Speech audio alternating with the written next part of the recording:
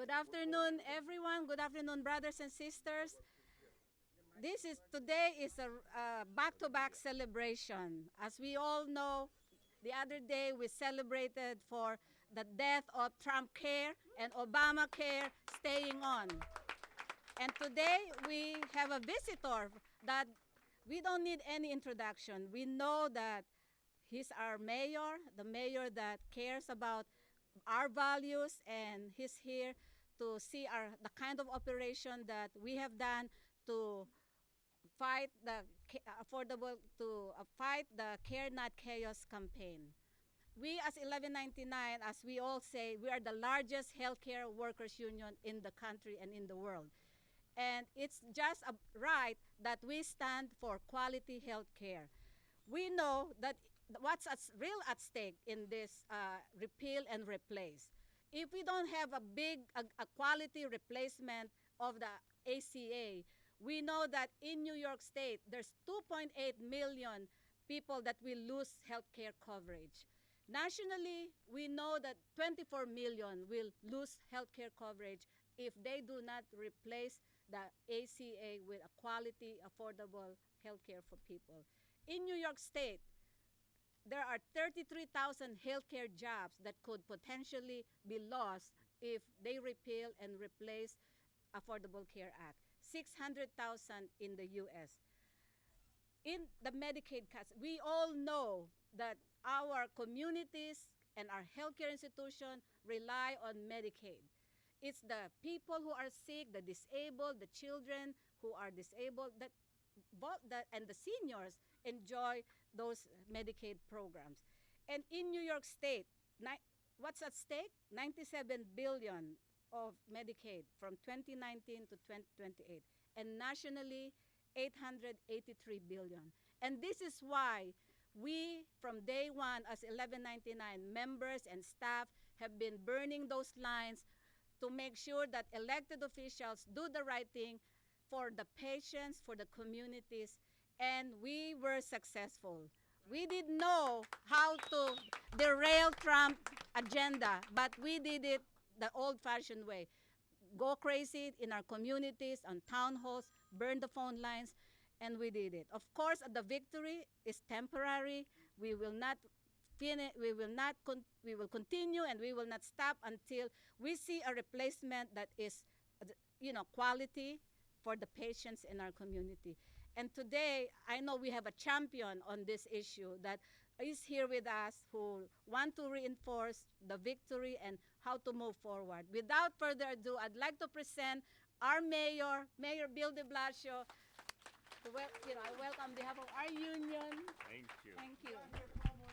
Thank you. Not yet. We got another thing to do today, but thank you, Gerard.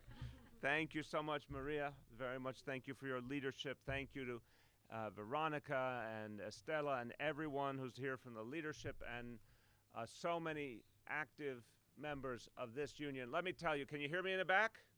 Yeah. Okay. Thank you, everyone in the back. Thank you, everyone here. Thank you, everyone around. This what you're doing is so important. First of all, give yourselves a round of applause. Yeah. Thank you.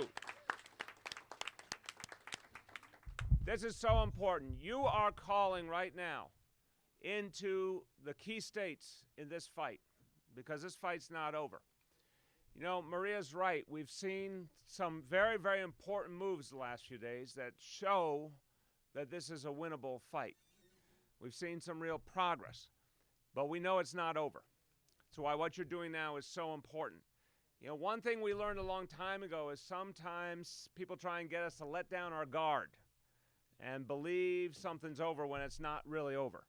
This fight is not yet over. In fact, just today, President Trump called together the Republican members of the Senate and told them to try again to abolish Obamacare. No way.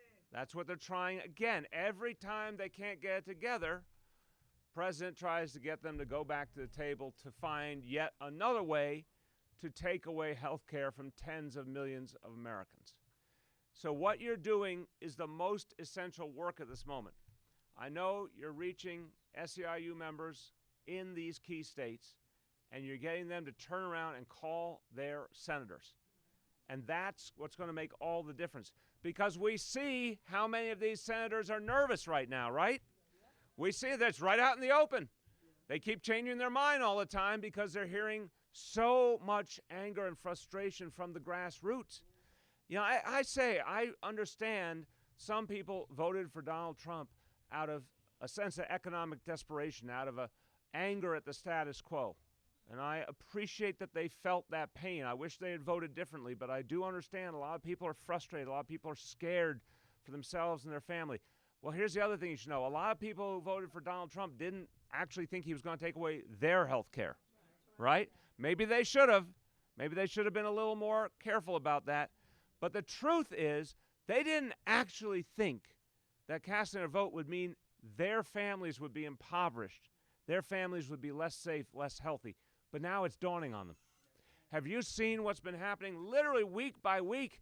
They're taking public opinion polls around the country, and the number of people who support President Obama's Affordable Care Act keeps going up and up, well over 50% now. Because now it's become clear to people what it was all along. I feel very bad because I know President Obama did something historic by achieving the Affordable Care Act, something that other presidents had tried to do and failed, something that took almost 100 years from the idea being first offered in this country to when it was actually achieved. And I wish people had understood while he was still president how much it meant to them. But you know what? After the fact, they're waking up to it. It's become much more personal because now they've actually had to see what it might mean to have it taken away from them. So more and more people are waking up to the fact that health insurance should be a right, that people should be able to know that they can depend on health care for themselves and their families. That's what this union stands for, right? Yes. That's what you've been fighting for. That's what you do every day for people in their lives.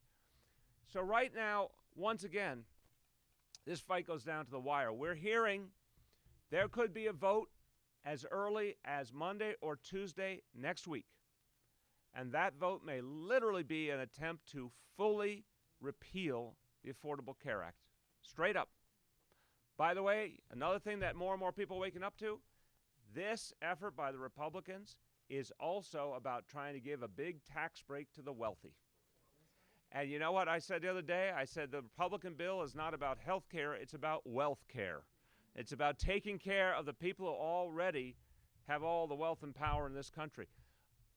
President Obama included substantial taxes on the wealthy to help make the Affordable Care Act work. A lot of the reason that President Trump and some of the Republicans are particularly energetic about abolishing Obamacare is they want to give all that money back to the wealthy.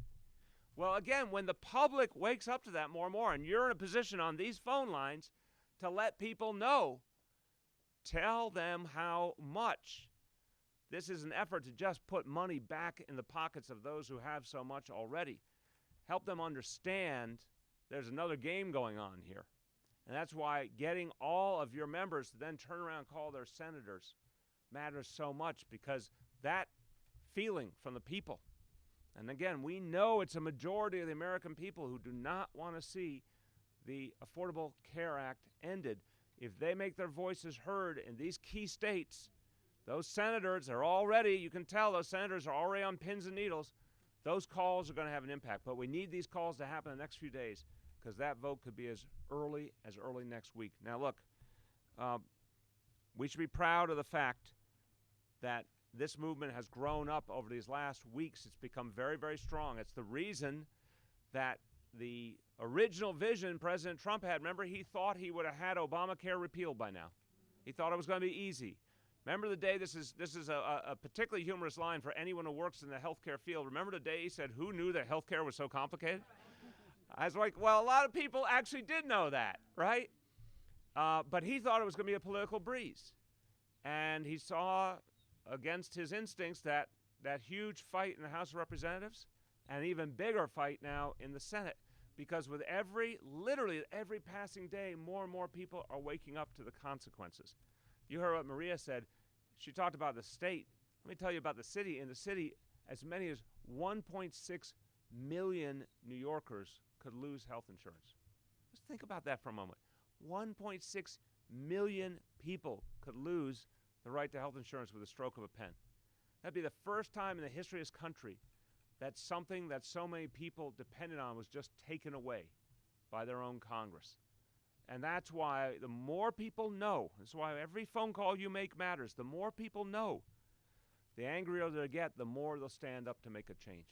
So, my friends, what you're doing is so important. I want to thank you. I want to thank you on behalf of the people in New York City. What you're doing right now is going to change the course of history. And every New Yorker needs you to do the work you're doing. I want to thank you. I think what you're doing is a patriotic act to help keep this country whole, to help protect the needs of the people of your own city. People are depending on you. So work those phones. Give them your passion. Let them know how urgent it is. Let your friends and your colleagues all over this country know that their voices have to be raised up these next few days so we can save health care for the people in New York City and the people of this country. God bless you. Thank you so much. Thank you, all of you.